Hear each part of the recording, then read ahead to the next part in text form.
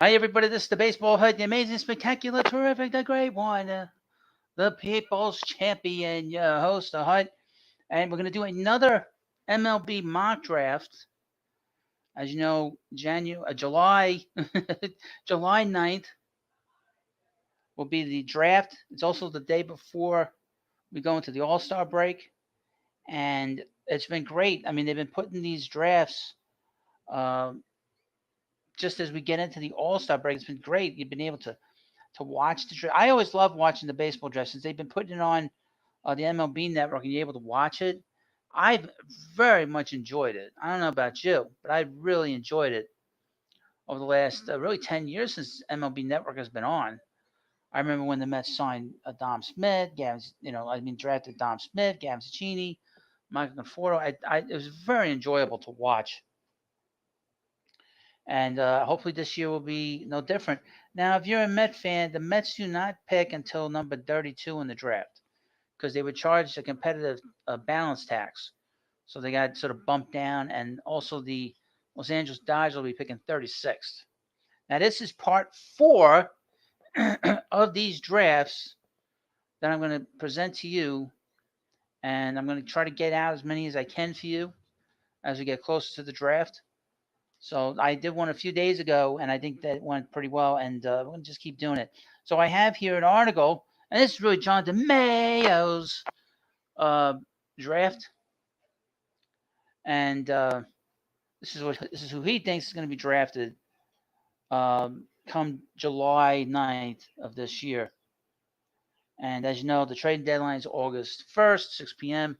So we have a lot of stuff to look forward to as fans, specifically on this channel, about different trades, different players getting moved. It's going to be a lot of fun. So here we go. I'll just skip to the chase. Top 5 are still very much the top 5, and no one is breaking in based on talent. Sure, something could go awry, and one of the teams could cut a deal up top to force one of the quintet down to number 6. And yes, we've heard the talk about the Pirates doing something to save more money. Though it would be with someone else in the top 5, with Max Clark's name mentioned the most. But it's way too early to know anything for certain, and there's still strong belief that the top 5 will go in those first 5 selections, starting with LSU's duo of Dylan Cruz and Paul Skeens. It's going to be a lot of fun, but it seems that the LSU kids are going to be the guys that are going to be number 1 and 2.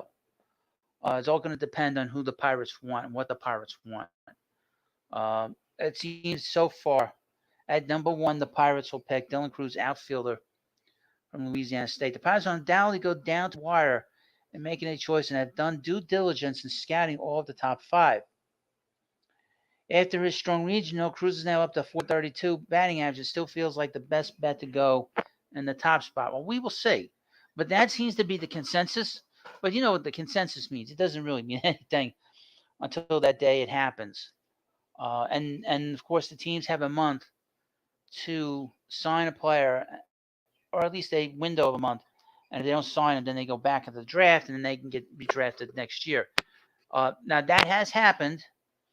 In 2021, the New York Mets drafted pitcher Kumar Rocker, but Rocker did not sign because the Mets were concerned about his his X-rays and his medical history.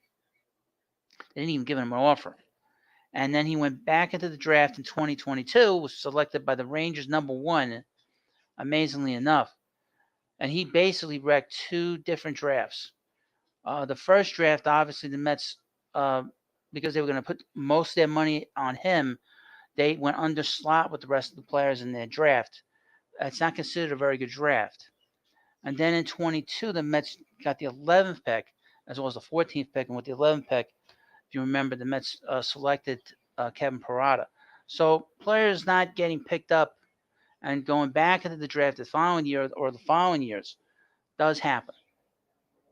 Kumar Rocker is an example of that.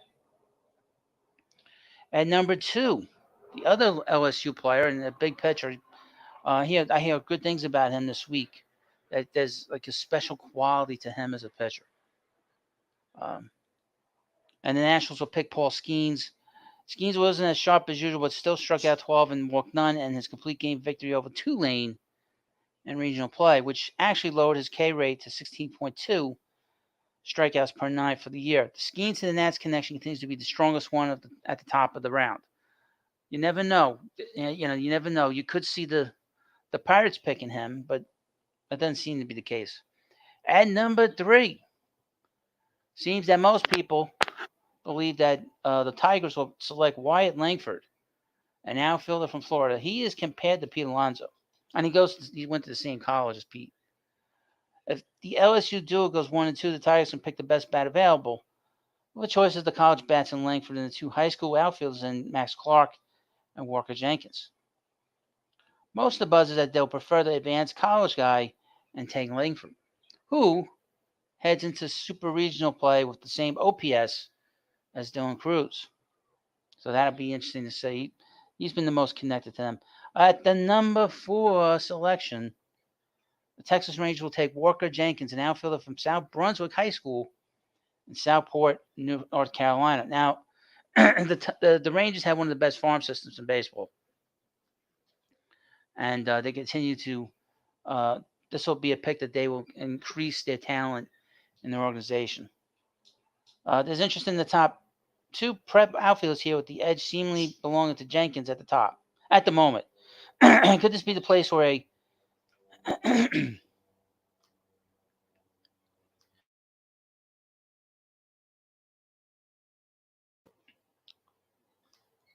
sorry about that. Had a bit of a frog in my throat.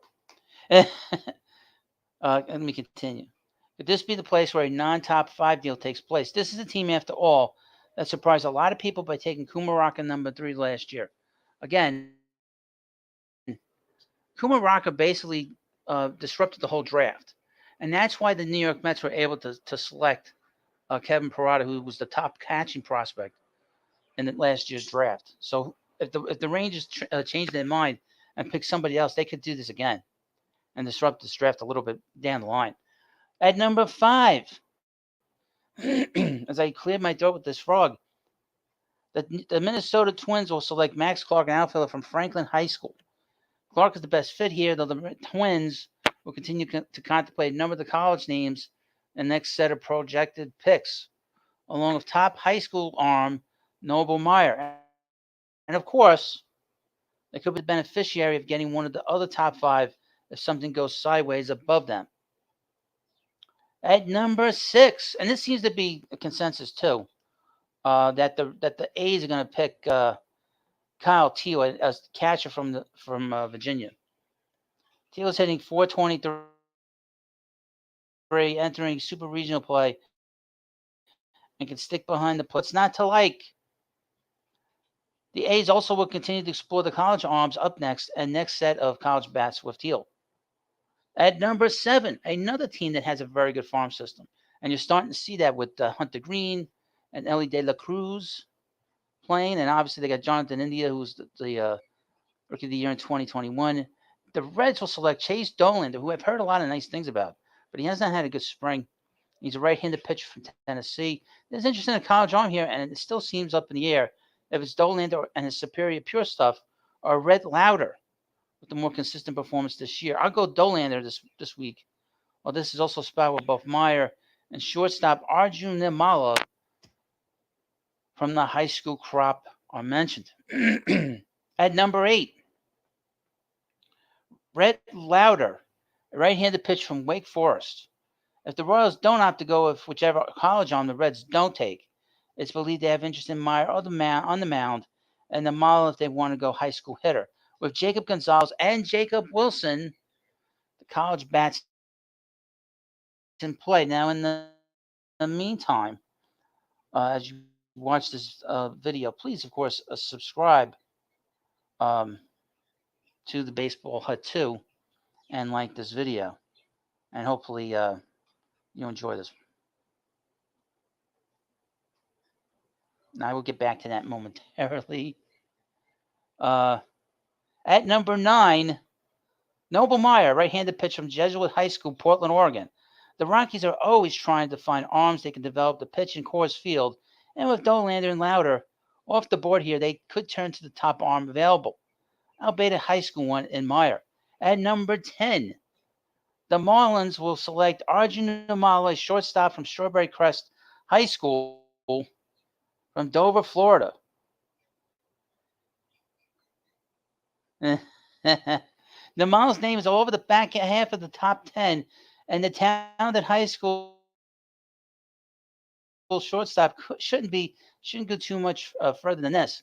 Ada Miller could be a consideration here as well. Jacob Wilson, a shortstop from Grand Canyon.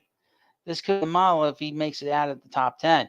But if he's gone, the Angels have some college bats to choose from, including Wilson, Gonzalez, and Enrique Bradfield. At number 12, the Diamondbacks, the first place Diamondbacks, will select Colin Hawk, shortstop from Parkview High School in Lilburn, Georgia. The D-backs certainly don't shy away from taking high school bats at the top. So why should this year be any different? There's another player-team connection that seems pretty tight right now.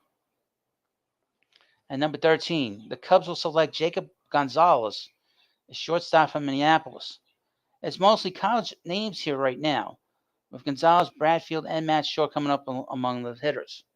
At number 14, the Boston Red Sox will take third baseman Aiden Miller, a third baseman, as I said, from Mitchell High School in Newport, Ricky, Florida. At number 15, the Chicago White Sox, the sort of, I don't know if I should trade, what should I do? They will select Matt Shore, shortstop from Maryland. The San Francisco Giants at number 16. This will select Tommy Troy, shortstop from Stanford. This could be a good landing spot for Bradfield. The Giants could stay in their own backyard and take Troy, who heads into super regional play with his .411 batting average. That includes 17 homers and steals. At number 17, the Orioles will take Bryce Eldridge, a first baseman right-handed pitcher from Madison High School, Vienna, Virginia. And as you know, the Orioles have the best farm system in Major League Baseball. And they're developing players constantly now. And they are going to be a powerhouse for a long time. They're currently right now in second place to the Tampa Bay Rays.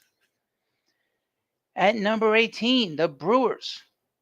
They might not be in Milwaukee much longer. Brewers will select Enrique Bradford Jr., an outfielder from Vanderbilt. He's considered one of the top outfielders.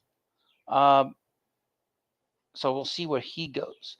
At number 19, the Tampa Bay Rays, one of the sneakiest teams in baseball, will select right-handed pitcher from Florida, Hurston Waltrip. At number 20, the Toronto Blue Jays will select third baseman from Texas Christian, Braden Taylor. So he's an interesting name. At number 21, the last place St. Louis Cardinals. Now, as a Met fan, I'm glad to see that the Cardinals are in last place. They will select Nolan Shano, a first baseman outfielder from Florida Atlantic. At number 22, the Seattle Mariners will select catcher Blake Mitchell from Sinton High School in Texas. At number 23, the Guardians, formerly known as the Indians, formerly known as the Naps, formerly known as the Spiders, will select the best name in the draft at number 23, Colt Emerson, a shortstop third baseman from Glen High School in New Concord, Ohio.